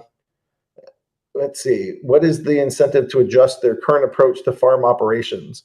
I mean, this is a pretty lengthy question. So rather than try to answer that, I think your chats and your charge in particular, I think have been well received by the team. I think we recognize that, it is potentially an exploit for bots that we didn't want to have happen. And I think it'll be one of the first proposals that we vote on to go tweak some of the rewards. Matt and I always try to come up with good ideas and then see how they work in practice.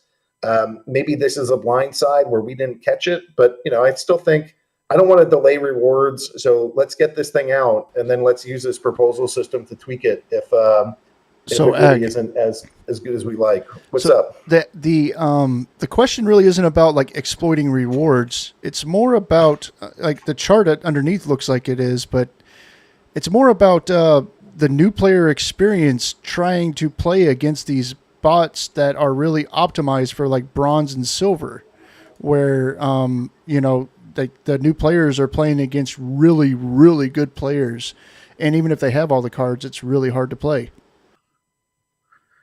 I mean, I hear other things than that, so I need a lot more feedback, and I would need the type of person like WeirdBeard to go interact with the audience for a while, because I'm actually hearing the opposite too, that the bots are really stupid, and they make dumb decisions and they're easy to beat. So the feedback that I'm getting feels way more anecdotal than what it ought to be.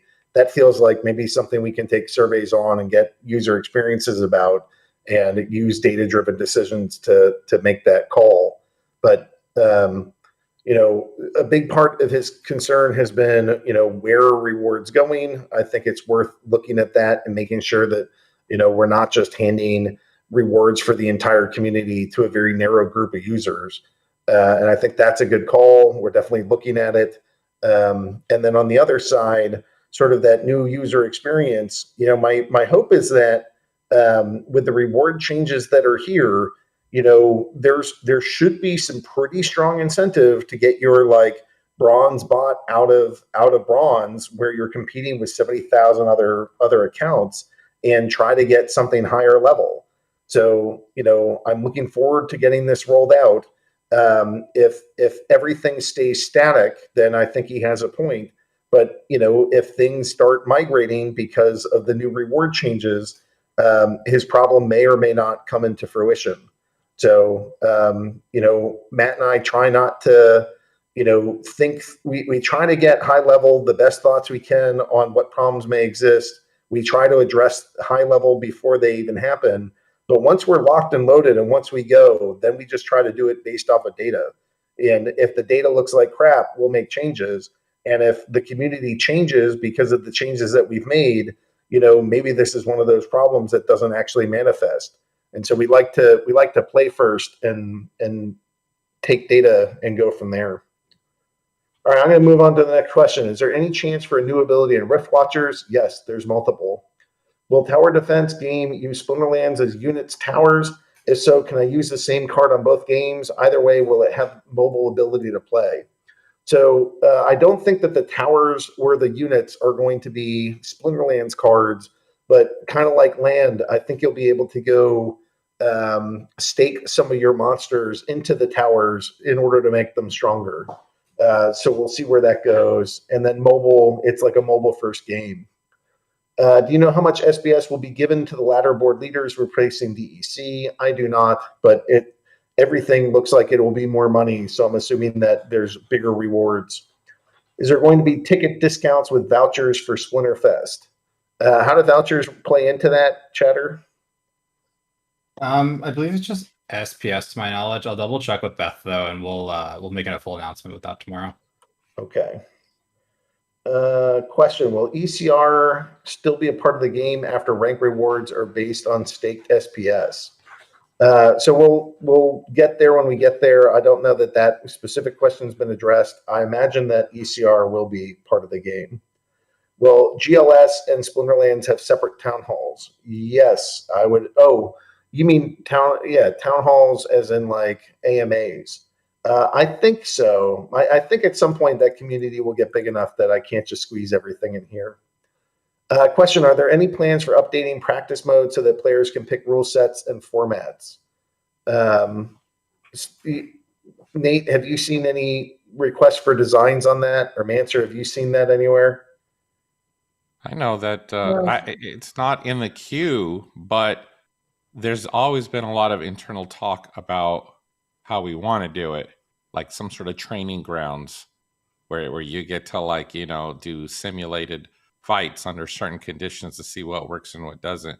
I mean, that's something that the team wants as much as the players do, and to build upon that even more than what I just explained. So yeah, I mean, I think it's not a matter of if, it's a matter of when, probably.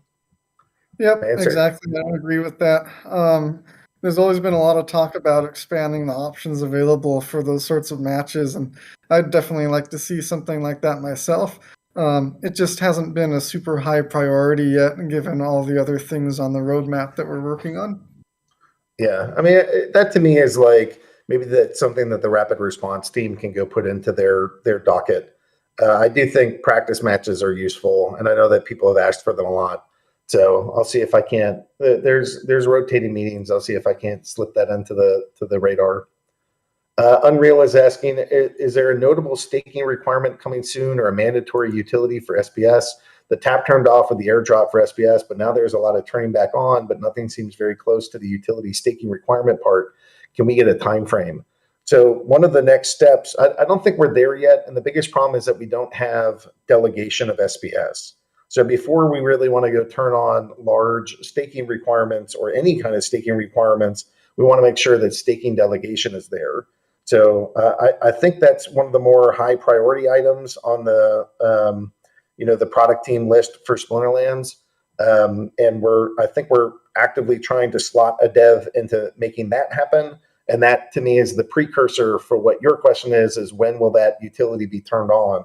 So I'm still working on the precursors rather than that step. So I'm hoping that maybe in September we'll get that out. Maybe it's October, depending on how difficult that project is. But those are some of the timelines that are in my head. But again, please don't take the things I say verbatim, because it's really up to Hardpoint to set timelines and timeline expectations. I'm just trying to give some of my high-level thoughts, which may or may not be correct.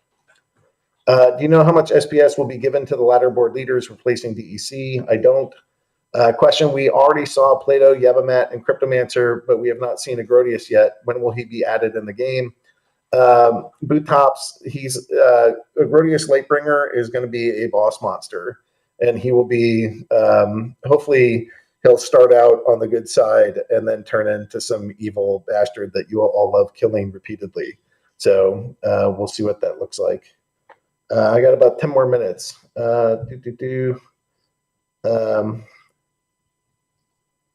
Elephantium. I asked Agrod and Yamamat to open 2 beginner accounts and try new player experience months ago and got a rude answer. I think you guys are really out of touch with new player experience for a long time. I don't think I gave you a rude answer. I do remember that question. But again, to me, it's something like we need to get feedback from lots of people. And again, to Matt's point, there's a lot of things that have been changing. So like going in and stopping everything to go do tutorials that we're going to have to change 2 months from now anyways isn't a good use of time. So it's not that we necessarily disagree with the community. It's more just like, where's the timing for this? And it's something like when we stop making major changes to the new player experience of like, you'll see your DEC rewards here. Well, no, you won't, because we switched to SBS. So we gotta make sure that the game is stable and in a stable format before we really start dialing in just on that, every tutorial that anybody could ever want. All right, question. Any plans of allowing practice matches using max level ghost cards? I think that would be an incentivize ownership. That sounds like it should go in that practice bucket. Which currently is not high priority, but I think if we can get a dev on it, that would be a good thing to add in there. Will Rift Watcher packs cost more than 1 voucher? I don't know yet. That is something that we've floated around. Maybe for the first packs they will. Again, I think it's going to turn into like bonus things after a certain number of packs. So. There's different stages to that, and ultimately, until the white paper's out, there's no perfect answer for that, or you won't know specifically. When tech modernization release, it's been at 95% for a long time. Yeah, we've been trying to push that through. I know that that's a high priority for the dev team. They were kind of saying, "Hey, we need to stop punting on this." So. That tech modernization thing is making us do double work on a lot of things. So there's developments that we wanted to get out ASAP, and we kept pushing it back. Honestly, it's a sign of goodness that we have so many projects running simultaneously that a thing even as cool as tech modernization keeps getting pushed back. That's bullish. That's crazy to me.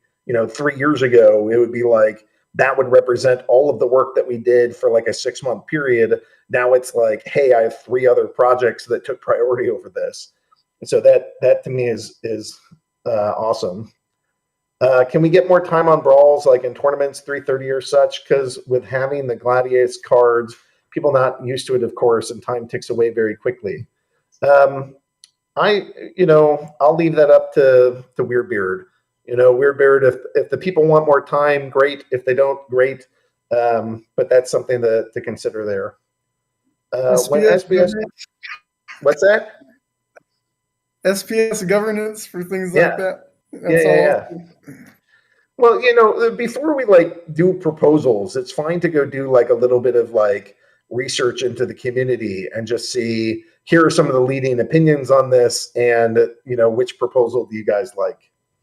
When SPS Brawls is released, what would happen if a single or 2 guilds are at max level? How would that SPS be distributed?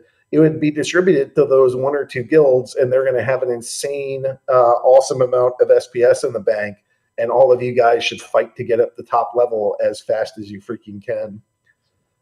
Question, will collection power come back into play for the soccer games airdrop, as well as other assets, land packs, etc.?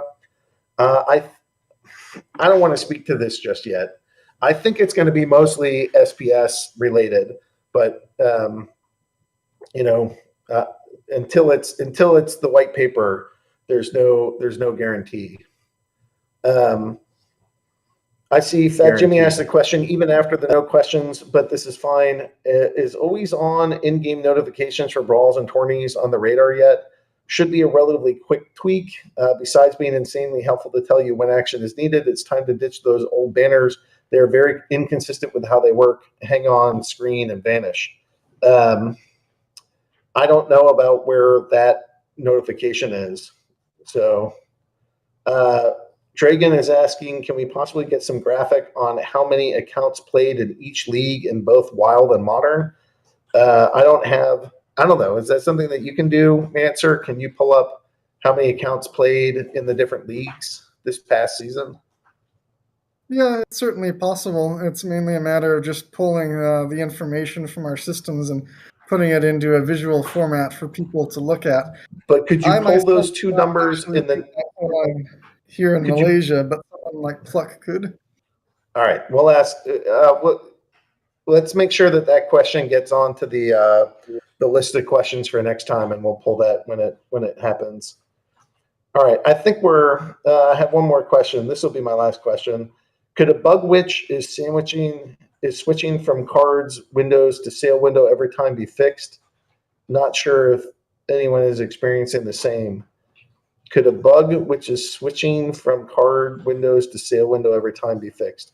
I don't know. That's not a great question for Town Hall, because that's all stuff like, what browser are you using? Can we replicate this experience? And then we can bug hunt it. Okay, well, we went through a whole bunch of updates. We talked to a whole bunch of brand new folks that have not been on the Town Hall before. So you guys, it seems like we found at least one new darling. There were, some gentle ribbing of certain Canadians on the team. There was announcements about Splinterfest. I think there's a whole bunch of stuff that's going on. This is some of the fastest development that I've ever seen here. This is some of the most new products that I think are gonna hit before too long. You're probably going to want some vouchers. You're probably going to want some SBS. You're probably going to want some fiat because there's a whole bunch of stuff coming. September should be, I think, our highest paced activity month ever. And there's just a lot of stuff that's coming. So, thank you to the team. Thanks to Nate and trying to get all this creative content generated. It's a huge amount of manual labor, and he's managing a giant team. So thanks for doing that. To Liam and to WeirdBeard, thank you both for helping to organize our community and get the word out, and be a bridge between the things that we need to say and the things that we need to hear. And thanks for helping us do that. To Mancer, I think you're the single biggest code contributor to the base. So stoked that you're here and able to go, talk about your experience and talk about what's coming. I'm excited for some of the Brawl rewards to start. And I'd very much like to see some staking requirements tossed in there for the guilds. So hopefully that's something that can get going. I'm looking forward to it myself. Yeah, so to all the Oklahomans in the audience, thanks for being here. Thanks for watching. Thanks for participating. It's an honor to live in service of this community. Thanks for giving me that opportunity. Thanks for giving our team that opportunity. And hopefully you guys are looking at the kind of content, that the new events page, I think just looks gorgeous. So to see that coming and to hear the lore and hear the stories and hear the vision of all the different people that work here and what we're trying to do, hopefully it resonates. Please tell your friends. Please tell your family. Let's get more players on the Splinterlands. Let's sell out these last 5 million packs. Let's get some new games and new products out there. And, you probably want this stuff. You're going to have to push and shove for a whole bunch of it. And hopefully you guys have some dry powder ready for September, because there's a lot that's coming. And just let's all say have a moment of silence for the DEC that you will no longer be getting in your battle rewards. So DEC has been king and kind to so many of us for almost 3, maybe 4 years now. So thank you, DEC. Thank you for these prizes. And you'll be missed, but not for long, because SBS is worth so much more. And we're all looking forward to that now too. So thanks, everybody. Thanks for your time. And we'll be here next week. And we'll be here in all the intervening days, building Splinterlands and making this community awesome. Thanks, guys.